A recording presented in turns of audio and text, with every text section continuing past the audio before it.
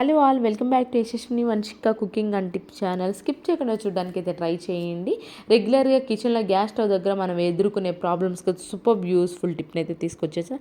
And please ఏది బాగా నచ్చింది అనేది కామెంట్ బాక్స్లో కమెంట్ చేయండి. ఫస్ట్ టిప్ని అయితే చూసేద్దామండి. ఇలాంటి ప్యాన్స్ ఉంటాయి కదా, మనం ఇలాంటిని క్లీన్ చేయాలంటే ఇప్పుడే కొంతమంది నాన్ స్టిక్ యూజ్ చేస్తున్నారు, లేదంటే స్టీల్ యూజ్ చేస్తున్నారు కదండి. అయితే కొన్నిసార్లు ఇలాంటిది కూడా మనం యూజ్ చేసే ఉంటాం కదా అందరి ఇళ్ళలో. అయితే ఇలాంటివి చూడడానికి చాలా ఇబ్బందిగా ఉంటాయి కదా. అడుగుని ఈ విధంగా బ్లాక్ అనేది అయిపోయి వాడగా ఇలా అయిపోతూ ఉంటుంది. అయితే దీన్ని నీట్గా క్లీన్ చేసుకోవాలంటే చాలా చాలా రిస్క్తో కూడుకున్న పని అండి. దీన్ని సూపర్గా కొంచెం టైం అయితే పడుతుందని, అయితే నీట్గా మాత్రం కంపల్సరీ పోతుంది. దానికోసం ఏంటి అవసరం లేదండి, ఎక్కువగా మనకి శాండ్ పేపర్ చాలా తక్కువ కాస్ట్లో దొరుకుతుంది. కాకపోతే అంటే చెప్తున్నాను కదా, శ్రమ కొంచెం ఎక్కువ పెట్టారండి. వాటర్ అనేది తగలకుండా శాండ్ పేపర్తో కనుక క్లీన్ చేసాము అనుకోండి, ఈ ప్లేస్ అంతా చూడండి ఎంత నీట్గా అయితే అయిపోయింది. ఎవరికైనా కానీ ఇలాంటి కడాయి కనుక ఉంది అనుకోండి, ఎక్కువ మసి కనుక ఉంది అనుకోండి, దాన్ని సింపుల్గా మనకి ఎక్కువ బయటికి తీసుకెళ్ళి ఖర్చు పెట్టుకుని ఇంట్లోనే క్లీన్ చేసుకొని ఎప్పుడైనా టైం కుదిరినప్పుడు కొంచెం కొంచెం చేసుకున్నామే అనుకోండి, ఖచ్చితంగా మనకి ఆ కడాయి అనేది నీట్గా అయితే ఉంటుంది. అండ్ నెక్స్ట్ టిప్ వచ్చేసి, ఏదైనా టీ కప్స్ కొన్నప్పుడు ఇలాంటి థర్మాకోల్ వస్తూ ఉంటాయి కదండి, చూడడానికి చాలా నీట్గా ఉంటుంది, చాలా స్ట్రాంగ్ గట్టిగా కూడా ఉంటుందండి ఇలాంటివి టీ కప్స్కి వచ్చినవి.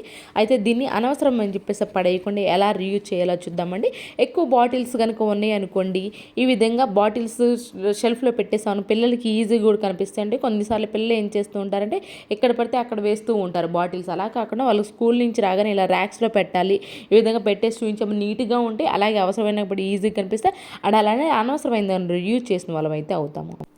అండ్ నెక్స్ట్ టిప్ వచ్చేసేసి, అడుగుని ఏంటి అని అంటే కొంచెం మనం డైరెక్ట్గా పాలు పోసే బదులు కొంచెం అంటే కొంచెము నీళ్ళు పోసేసి ఆ తర్వాత ఇంకా పాలుని మరిగించాము అనుకోండి, అడుగు అంటకుండా ఉంటుందండి. కొన్నిసార్లు అడుగు అంటింది అనుకోండి, కొంచెం స్మెల్ కూడా ఎక్కువ వస్తుంది. ముఖ్యంగా పాయసం అలా చేసుకునేటప్పుడు డైరెక్ట్గా మీరు పాలు పోసే బదులు అడుగును కొంచెం కనుక మనం వాటర్ పోసేసి ఆ తర్వాత పాలు మరిగించామనుకోండి, ఆ అడుగును అంటకుండా ఉంటుంది కాబట్టి స్మెల్ అనేది రాకుండా అయితే ఉంటుంది.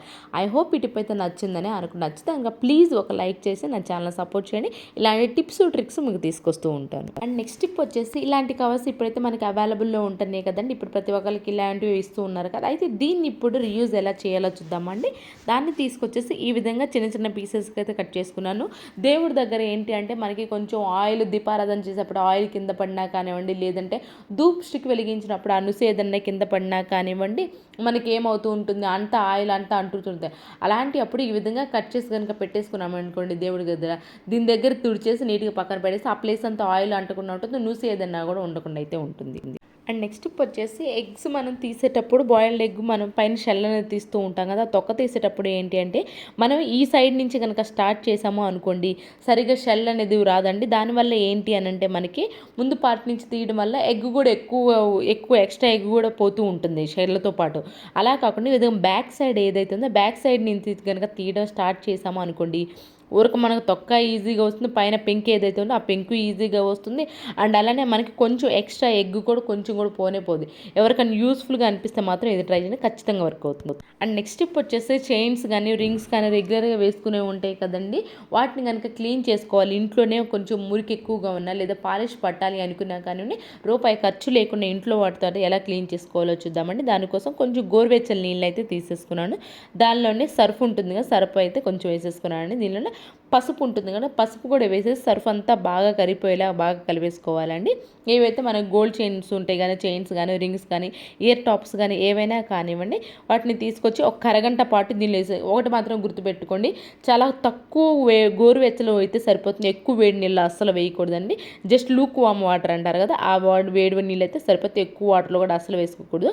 ఈ విధంగా ఒక 15 మినిట్స్, ఎక్కువ మురికి కనుక ఉంది అనుకోండి ఒక హాఫ్ అన్ అవర్ ఉంచండి. లేదు అనుకోండి ఈ విధంగా 15 మినిట్స్లో ఉంచేసేసి, పాత బ్రష్ ఏదైనా ఉంది అని పాత బ్రష్ కనుక క్లీన్ చేసేస్తాం అనుకోండి, మురికి ఎక్కువగా ఉన్నా కానివ్వండి, లేదు అంటారా కొంచెం పాలిష్ తగ్గినా కానివ్వండి, షైనింగ్ తగ్గినా కానివ్వండి, సూపర్గా అయితే షైనింగ్ ఉంటే మురికి కూడా నీట్గా అయితే పోతాయి. ఐ హోప్ ఈ టిప్ కూడా నచ్చిందని, నచ్చితే కనుక ప్లీజ్ మీకు ఏది బాగా నచ్చింది అనేది కూడా కమెంట్ బాక్స్లో కమెంట్ చేయండి. అండ్ నెక్స్ట్ టిప్ వచ్చేసి, మీకు ఒక రిజల్ట్ని అయితే చూపించాలండి. దీని సూపర్ యూస్ఫుల్ టిప్ అండి, ప్రతి ఒక్కరికి కూడా.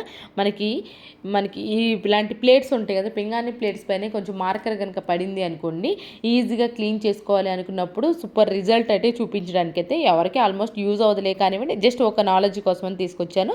దానికోసం ఏంటంటే హార్పిక్ ఉంటుందండి, హార్పిక్తో కూడా వేసి క్లీన్ చేశానండి. చూడండి అసలు పోనే పోలేదు. అది పాత బ్రష్తో పెట్టి క్లీన్ చేసినా పోలేదండి. కానీ ఇక్కడ చూడండి నేను టూత్ పేస్ట్ వేసి క్లీన్ చేశాను. ఎంత నీట్గా అయితే పోయిందో చూడండి. అసలు దాన్ని బట్టి మనకు అర్థం, హార్పిక్ కంటే కూడా మనకి ఇంకా ఎక్కువ టూత్ పేస్ట్లో ఉన్నాయండి. అంటే హార్ష్ కెమికల్స్ అయితే యూజ్ చేస్తూ ఉన్నారు. అండ్ అలానే దీనివల్ల ఏంటంటే ప్లేట్స్ని క్లీన్ చేయడం వల్ల కూడా ఏంటి అని అంటే కొంచెం షైనింగ్ అయితే ఉంటుంది టూత్ పేస్ట్ క్లీన్ చేయడం వల్ల. అండ్ నెక్స్ట్ టిప్ వచ్చేసి మనం అన్ని గిన్నెలు కానివ్వండి, ఏదైనా అవసరమైనప్పుడు అన్ని గ్రీన్ స్క్రబ్ ఇలాంటి చీజ్ స్క్రబ్ అన్నిటితో క్లీన్ చేస్తూ ఉంటాం కదండి. అయితే ఖచ్చితంగా వీటిని కూడా మనం క్లీన్ చేసుకుంటూ ఉండాలండి.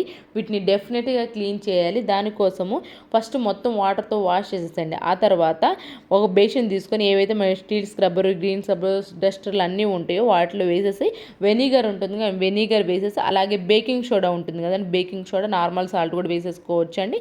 వేసేసి హాట్ వాటర్ కనుక పోసి ఒక హాఫ్ అన్ అవర్ పాటు ఉంచేసారు అనుకోండి, దానిలో ఉన్న జమ్స్ అలాగే ఫంగస్ ఏదన్నా ఉన్నా కానీ నీట్గా అయితే పోతుందండి. దీన్ని డైరెక్ట్గా అలానే పెట్టేసాము అనుకోండి, వీటితో రెగ్యులర్గా గిన్నెలు కడుక్కుంటూ ఉన్నామే అనుకోండి, గిన్నెలు మరి కడిగినా కానీ బ్యాడ్ స్మెల్ వస్తూ ఉంటే అట్ ద సేమ్ టైం ఏంటి అంటే అండ్ సరిగా ఆ దానికే ఉండిపోతుంది కాబట్టి ఫుడ్ పార్టికల్స్ అనేవి కొంచెం పాచి వాసన కూడా వస్తూ ఉంటాయి.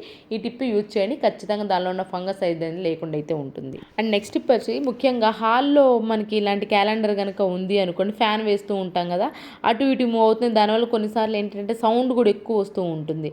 అలా అటు ఇటు మూవ్ అయినప్పుడు సౌండ్ రాకుండా, పేపర్స్ ఎగిరిపోకుండా, కొన్నిసార్లు డేట్ చూడాలని పేపర్స్ ఎగిరిపోతూ ఉంటాయి.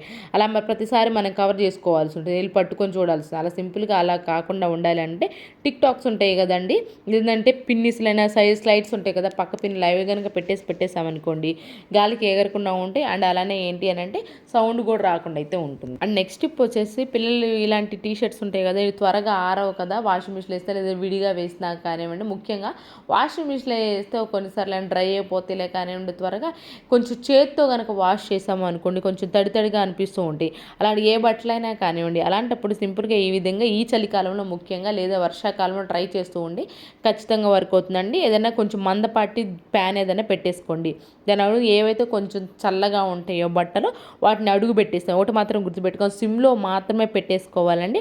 అండ్ అలానే ఫస్ట్ మొత్తం అడుగు కొంచెం కాలిన తర్వాత అప్పుడు మాత్రం ఈ బట్టలు ఏవైతే కొంచెం తడిగా చల్లగా ఉంటాయో పిల్లలు స్కూల్కి వేసుకొని వెళ్ళడానికి, లేదంటే పెద్దవాళ్ళు ఎవరైనా వేసుకొని వెళ్ళాలి, ఇబ్బంది పడుతూ ఉన్నారు, చల్లగా ఉంది అనుకుని అప్పుడప్పుడు ఎండ లేదు అనుకున్నప్పుడు ఈ విధంగా ఏదైనా ప్యాన్ పెట్టేసుకొని కనుక చేసేసుకున్నామనుకో ఆ వేడికి ఏంటంటే బట్టలు కొంచెం తడి అనేది లేకుండా అయితే ఉంటాయి. అండ్ నెక్స్ట్ టిప్ వచ్చేసి సూపర్ యూస్ఫుల్ టిప్ అండి. ఇది వచ్చి దానికోసం పసుపు ఉంటుంది కదా, పసుపుని ఒక పావు స్పూన్ అయితే వేసేసుకున్నాను. దానిలోనే కర్పూరం కూడా వేసేసుకున్నాను, ఒకటి నలిపి అయితే వేసేసుకున్నాను. డెటాల్ ఉంటుంది కదండి, డెటాల్ కూడా వేసేసి బాగా కలిపేసేసుకోవాలండి. మన కిచెన్లో ఏంటంటే రెగ్యులర్గా మనకి కొన్నిసార్లు బొద్దింకలు ఉంటాయి, బల్లులు ఉంటాయి. అలాంటప్పుడు మనకి ఎలాంటి కెమికల్స్ వాడకుండా న్యాచురల్గా మనకి బొల్లులు కానివ్వండి, బొద్దింకలు కానివ్వండి నీట్గా రాకుండా ఉండాలి అనుకున్నప్పుడు దీనిలో పసుపు కూడా వేసేసి కొంచెం వాటర్ అయితే వేసేసి కలిపేసానండి. గ్యాస్ స్టవ్ ఉంటుంది, గ్యాస్ స్టవ్ నైట్ ముఖ్యంగా బల్లులు వస్తాయి, బొద్దింకలు వస్తాయి అనుకున్న వాళ్ళు ఎవరైనా ఉన్నారంటే నైట్ ఫస్ట్ గ్యాస్ స్టవ్ అంతా నీట్గా తుడిచేసేసుకోండి.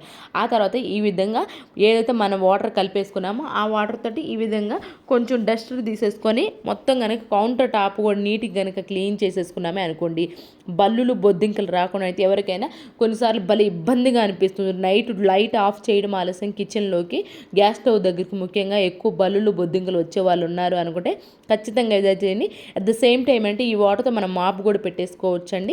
చేయడం వల్ల నెగిటివ్ కూడా ఎనర్జీ కూడా కొంతమంది నమ్ముతుంటారు, నెగిటివ్ ఎనర్జీ కూడా రాకుండా ఉంటుందండి. అండ్ అలానే నేను ఏంటంటే మిగిలిన ఏం చేసి షింకులో పోసాను, ఈ షింకులో కూడా కొన్నిసార్లు బల్లులు బొద్దింకలు వస్తుంటాయి, వాటికి కూడా రిలీఫ్ అయితే ఉంటుంది. ఎవరైనా సరే బల్లులు బొద్దింకలు ఇబ్బంది పడుతున్నారో ఈ విధంగా క్లీన్ చేసుకున్నాను, బల్లులు బొద్దింకల నుంచి ఖచ్చితమైన రిలీఫ్ అయితే ఉంటుంది. ఐ హోప్ ఈ టిప్ కూడా నచ్చితే ప్లీజ్ సబ్స్క్రైబ్ చేసుకోవడం మాత్రం అసలు మర్చిపోకుండా. రేపటి వీడియోలో మంచి మంచి టిప్స్ మళ్ళీ మీ ముందుకు వస్తాను. అంతవరకు మీ అందరినీ హ్యాపీగా ఉన్న హార్ట్ఫుల్గా. Thank you so much.